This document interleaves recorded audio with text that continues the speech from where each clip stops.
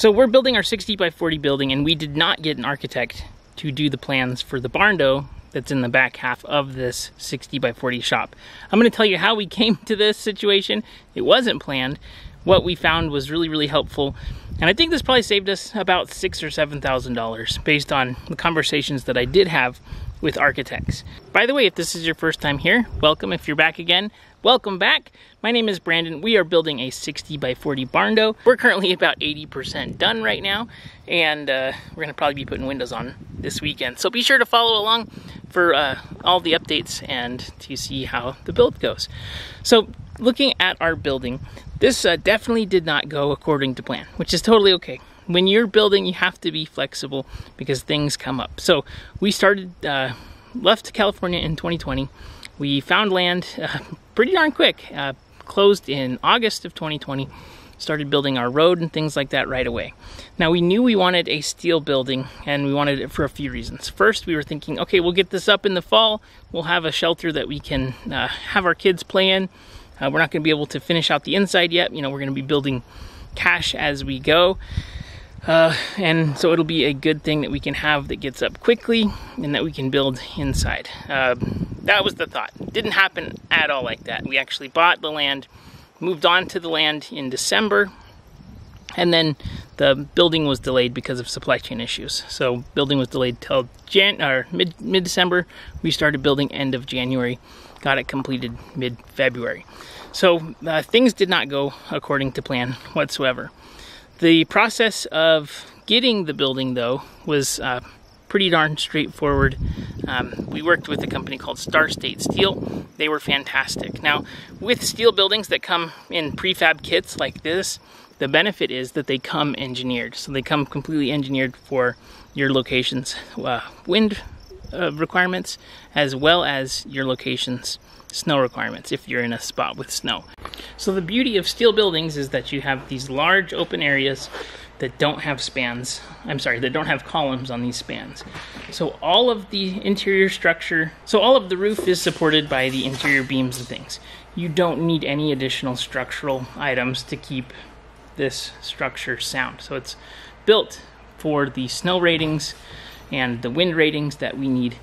It's also insulated, and so it's a pretty darn self-sufficient capsule for the house. Now the house is back here. Initially we were going to get an architect to draw up some plans. We had an idea of what we wanted. So when you start out with your steel building, I think you're going to want to have some general layout of the plans. The reason for that is you need to know where they're going to put the doors. You're going to need to know where they're going to put the windows, and you need to know the general size.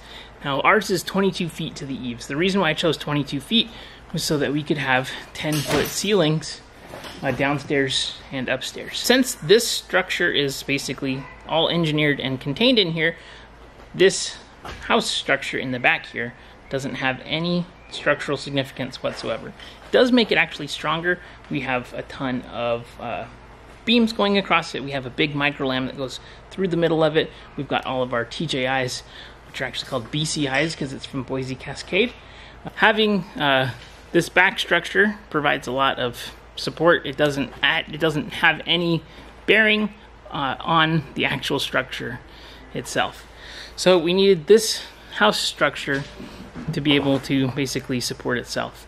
And so it doesn't have any bearing on the actual steel building itself, which made the steel building process and getting the steel building process not so complicated.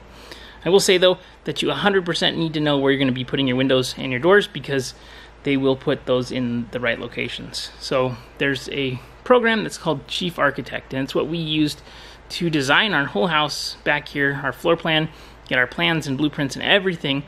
And I really suggest using it. It's a great program. We were initially going to have an architect draw the back of the house. Now when we started trying to get an architect that was going to design the living space for us and design a floor plan based on the window locations that we'd given the steel company and based on what we wanted, it was extremely difficult to try to find somebody. So typically the conversation would go like this. I'd call an architect and say, hey, I have a steel building. I want to put a house in the back half of it. Could you help me design some plans? And for some reason, nobody knew what to do with that.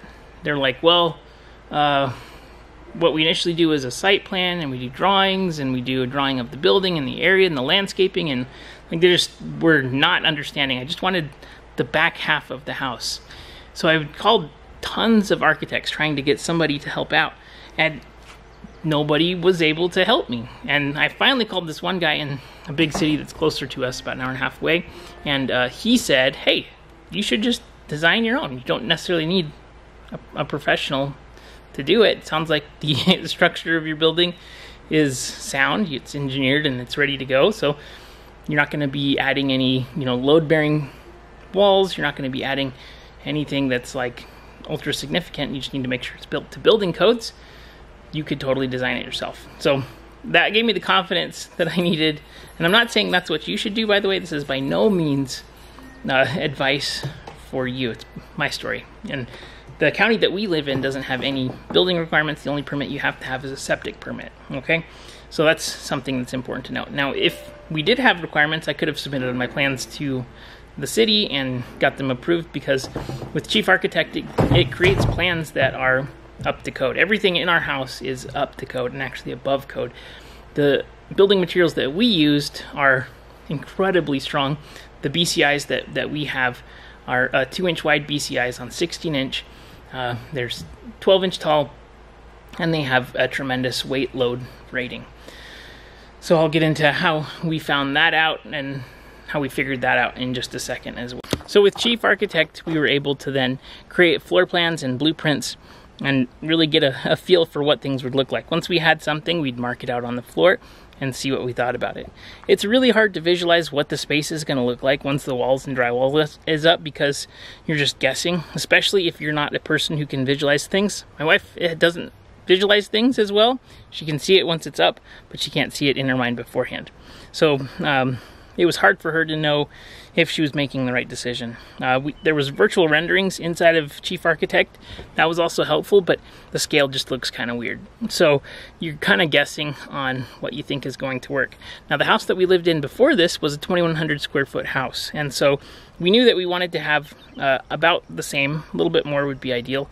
So we cut our 60 by 40 building in half. We wanted it to be 2 stories, so it would be a 30 by 40, so 1,200 square foot per floor building. Now there's some offset because we have 2x4 walls, and we did choose to do 2x4 walls because, again, it's not load bearing. Based on the codes and the research that I was able to do, 2x4 walls were absolutely sufficient. With 16 inches on center for each of the studs was more than enough to provide the support for the BCI joists that were going to sit on there, plus the floors. The only really heavy things that we have upstairs are going to be bathtubs. Just one bathtub, actually. We have a shower in the master bedroom, but this thing is way over engineered for what we need. We have 3/4 inch tongue and groove plywood, and again, these BCIs that are very robust. So Chief Architect provides blueprints and schematics, and also gives you print lists for buying materials too. So you highlight the whole project and you push the print list, and it tells you what materials you're going to need. Chief Architect also has a ton of tutorials online, and so I think this house is a YouTube house, because every single thing that I've done, I have not had any experience in doing, and I didn't know what to do, and so I've been able to teach myself through YouTube. So Chief Architect having YouTube tutorials, extremely helpful. I'm gonna link down below some of the videos that were incredibly beneficial to me, because it helped me to lay things out and really get a good idea on it. It didn't take too much time to get good at using Chief Architect. If I ever had a question, I would just Google it and find the answer. So we wanted to make sure that the house was going to be strong enough. My dad is a contractor, has a contractor background, and I said, hey, how do I make sure that it's got enough material that is strong enough to basically do what we need it to do? So for the company that we bought these joists from, the BCIs, it's called Boise Cascade. If you go to their website or any other website that has manufactured lumber, so you can either do 2 choices. You can do dimensional lumber, which is like a 2x12, or you can do manufactured lumber, which is a 2x12 BCI joist, which is made out of compressed wood and stuff.